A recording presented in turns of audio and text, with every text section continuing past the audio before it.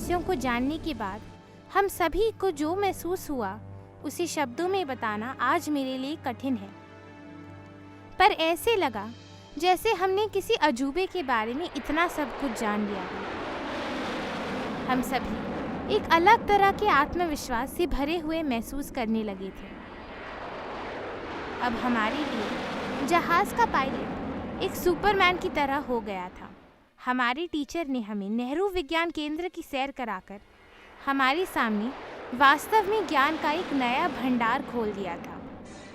जानने की भूख और बढ़ गई थी। ऐसे में ही एक दिन टीचर ने हम सब से पूछ लिया, बच्चों, मैं जानती हूँ हवाई जहाज़ों के बारे में इतना सब कुछ जानकर अब तुम उनके बारे में जानना चाहते हो जिन्होंने कभी नामुमकिन लगने वाले इस अजूबे को मुमकिन कर दिखाया। नेहरू विज्ञान केंद्र में आकर हमें दर्जनों ऐसे वैज्ञानिकों के बारे में पता चलता है जिन्होंने एरोस्पेस के इस क्षेत्र में ये उपलब्धियां अर्जित की हैं। एरोस्पेस की कल्पना करने से उसे सच्चाई तक बदलने तक के लंबे सफर में हर छोटे बड़े वैज्ञानिक का काम उतना ही महत्वपूर्ण है, लेकिन उन सबों का जिक्र हम किसी समय सीमा में नहीं कर सकते। फिर भी कुछ प्रमुख उपलब्धियां हम तक पहुंचाने वाले वैज्ञानिकों के बारे में हम यहाँ जरूर जान सकते हैं। तुम्हें याद होगा बच्चों, हमने माउंट गोल्डफायर भाइयों के बारे में जाना था। उन्होंने 1783 को पहले गर्म हवा वाले गुब्बारे की उड़ान भरी थी, है ना? उसके बाद 25 जुलाई 1909 को लुईस बैरियट वो पहले व्यक्ति थे जिन्होंने विमान से इंग्लिश चैनल पार किया। 1 जुलाई 1872 में जन्मे फ्रांस के लुईस बैरियट एक आविष्कारक के अलावा विमान डिजाइनर और पायलट भी थे। जीन फ्रैंकुआ ये भौतिक और रसायन शास्त्र के शिक्षक थे। 1783 में दुनिया के पहले गर्म हवा वाले उड़ने वाले गुब्बारे को देखकर इन्होंने भी इसकी कोशिश शुरू कर दी। कई बार इसमें सफल भी हुए।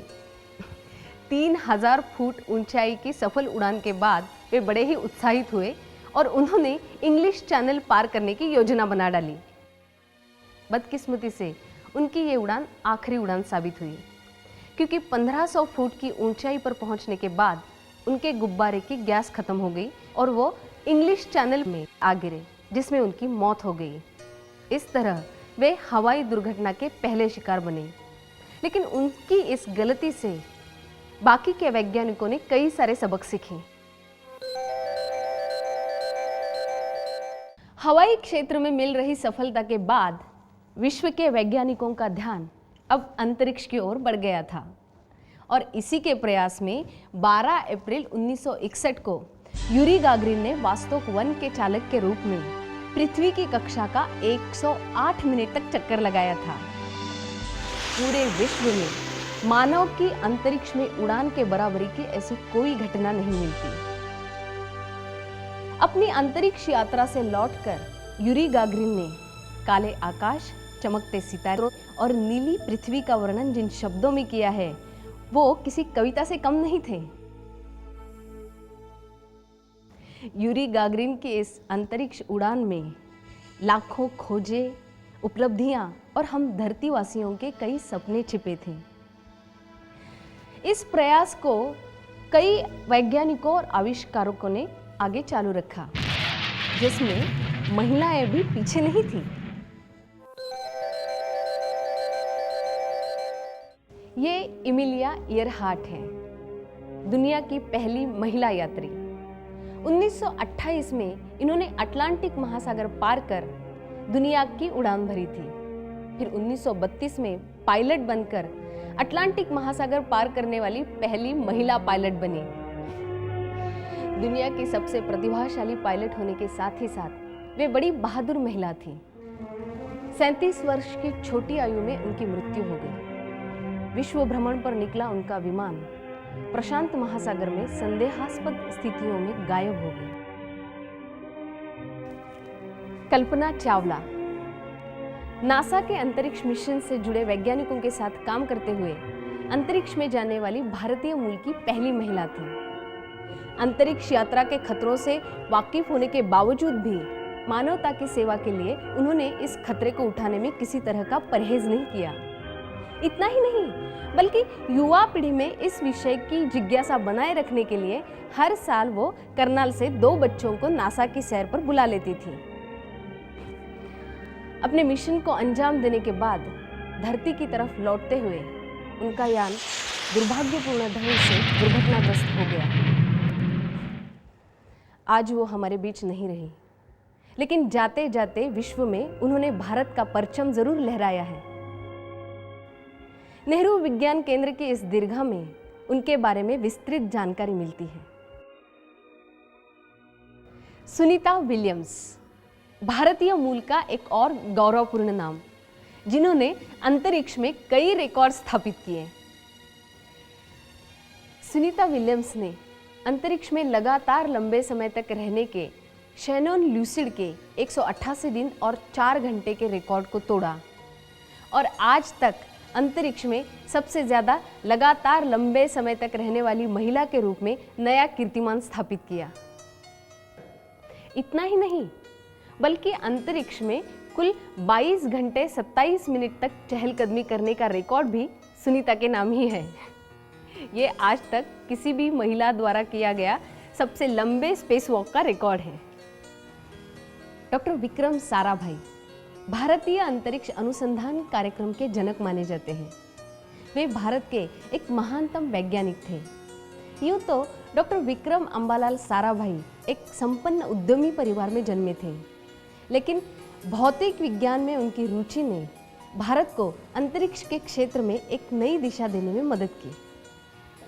11 नवंबर 1947 को डॉक्टर विक्रम साराभाई ने केवल 28 साल की उम्र में अहमदाबाद में एक भौतिकी अनुसंधान प्रयोगशाला की स्थापना की, जहां पर आज भी अंतरिक्ष विज्ञान के विषयों के संबंध में शोध कार्य किए जाते हैं।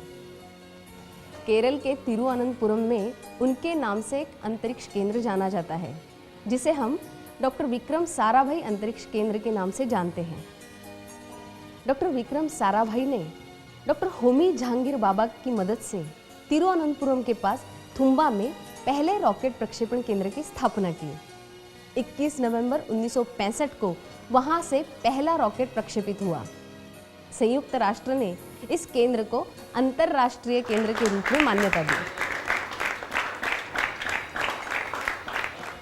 18 जुलाई 1980 को आंध्र के तट पर से पेंसिल के आकार का रॉकेट उड़कर आकाश की ऊंचाइयों में समा गया और भारत विश्व का केवल 6ठा ऐसा देश बना जो उपग्रहों को शुरू करने की क्षमता रखता था।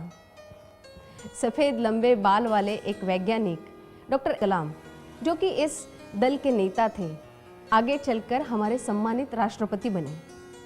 डॉक्टर कलाम ने 21वीं सदी की चुनौतियों से निपटने के लिए और अंतरिक्ष को मानव जाति के लिए कारगर ढंग से इस्तेमाल करने के लिए विश्व अंतरिक्ष परिषद गठित करने का सुझाव दिया। भारतीय इतिहास में दर्ज 2 अप्रैल 1984 ये तारीख एक संस्मरणीय तारीख है, क्योंकि इस दिन भारत के पहले अंतरिक्ष यात्री कैप्टन राकेश शर्मा ने अंतरिक्ष में कदम रखा था। सोवियत इंटरकॉस्मोस और भारत के इसरो के संयुक्त अंतरिक्ष कार्यक्रम के अंतर्गत कैप्टन शर्मा 2 रूसी यात्रियों के साथ सोयूज T-11 यान से अंतरिक्ष में गए थे। इससे जुड़ी एक बड़ी ही दिलचस्प बात यह है कि तत्कालीन प्रधानमंत्री श्रीमती इंदिरा गांधी ने उन्हें बधाई देते हुए जब उनसे ये पूछा कि वहाँ से हमारा भारत कैसे दिखाई दे रहा है, तो उन्होंने बड़े ही गर्व से कहा, सारे जहाँ से अच्छा हिंदुस्तान हमारा। और तब हम सब भारतवासियों का सर वास्तव में गर्व से ऊंचा हुआ था। आज यहाँ जिन महान विभूतियों का जिक्र हम कर सके हैं, उनके अलावा कई और विभूतियों की जानकारी भी हमें यहाँ नेहरू विज्ञान केंद्र की दीर्घा में मिलती है, जैसे John Alcock, Arthur W Brown, Wheelers Post, Geraldine Mock. ये ऐसे व्यक्तित्व हैं जिन्होंने अपना जीवन विमानन और एरोस्पेस के क्षेत्र में समर्पित किया। इन सब के बारे में बहुत ही रोचक जानकारी यहाँ मिलती है।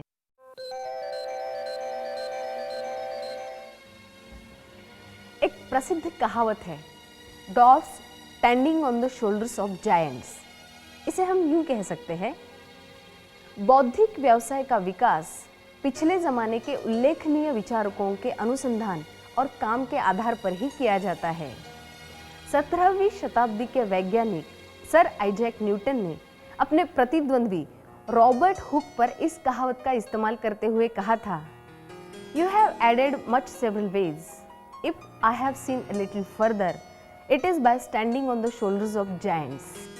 ब्राजील में ये उम्मीद की जा रही है कि हेलीकॉप्टर की मांग अन्य उत्पादनों की मांग से ज़्यादा होगी, क्योंकि यहाँ कृषि और कॉरपोरेट जगत में हेलीकॉप्टर के इस्तेमाल में वृद्धि देखी जा रही है, जबकि चीन और भारत जैसे देशों में सिविल एयरलाइन की मांगें बढ़ रही हैं। आज से 50-60 साल पहले अंतरिक्ष पर्यटन की बात एक कवि कल्पना ही समझी जाती थी, पर आज विश्व के 16 देशों के सहयोग से अंतरिक्ष में बस्तियां बसाने के उद्देश्य से अंतर्राष्ट्रीय अंतरिक्ष स्टेशन की स्थापना की गई है। चंद्रमा के साथ ही साथ दूसरे ग्रहों पर जाने की भी तैयारी जोरों से हो रही है। अब हम एशियाई अंतरिक्ष दौड़ की बात करते हैं।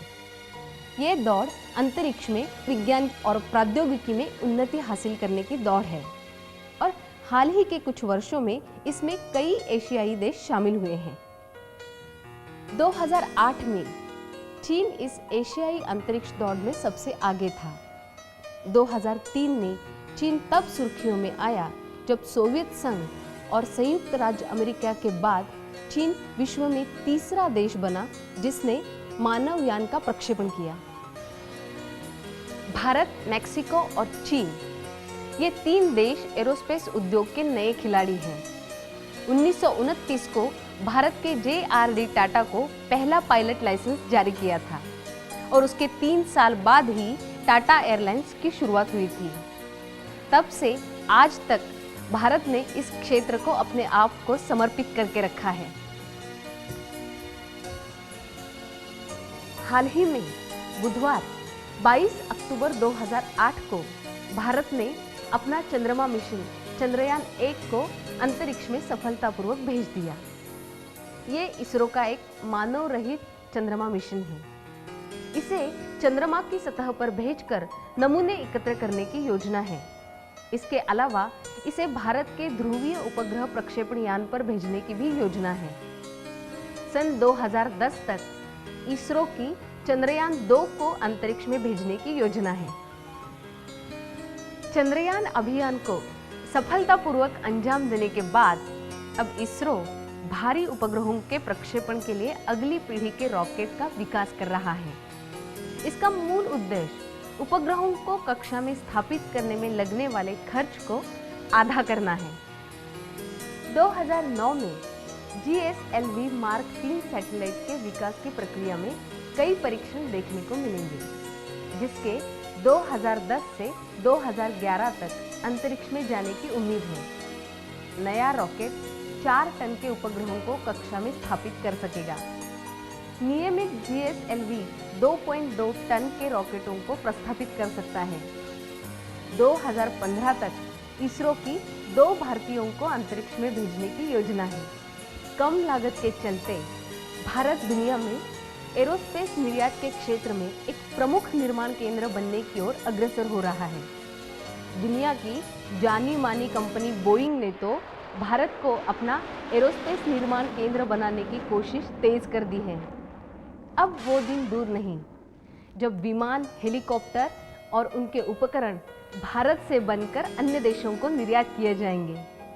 एक सवाल ये भी उठता है कि आखिर एरोस्पेस की शिक्षा इतनी महत्वपूर्ण क्यों है? उसके मुख्य रूप से 3 कारण हैं। एक तो ये कि आज हर क्षेत्र में ज्ञान का विस्तार एक अविश्वसनीय दर से हो रहा है, जिसमें एरोस्पेस भी एक है। दूसरा ये कि पिछले 30 वर्षों में इस क्षेत्र में बड़ी संख्या में अंतरिक्ष के बारे में नए विचारों का आदान प्रदान हुआ है, जिससे जीवन यापन के नए अवसर प्राप्त हुए हैं। अनुमान यह है कि भविष्य में भी ये सिलसिला जारी रहेगा। और तीसरा ये कि मनुष्य ने हमेशा ही अपनी सर्वश्रेष्ठ और रचनात्मक सोच नई सीमाओं की तलाश करने में ही डाली है। टीचर की ये बातें सुनकर हमारे सामने एक नई दुनिया साकार हो रही थी। मेरे मन में आया, टीचर ठीक ही कह रही थी। मनुष्य की महज एक उड़ने की इच्छा ने उसे कहां से कहां पहुंचा दिया। हमारी जिज्ञासु प्रवृत्ति इस नए क्षेत्र को खंगालकर इसके और भी नए आयाम को दुनिया के सामने रख सकती है। नेहरू विज्ञान केंद्र का यह दीर्घा हमारी इस क्षमता को निखारने में पूरी तरह सहायक है। अचानक मुझ में एक अजीब सा एहसास होने लगा है। क्या इसे ही आत्मविश्वास कहते हैं? अगली बार पापा के साथ आऊंगी।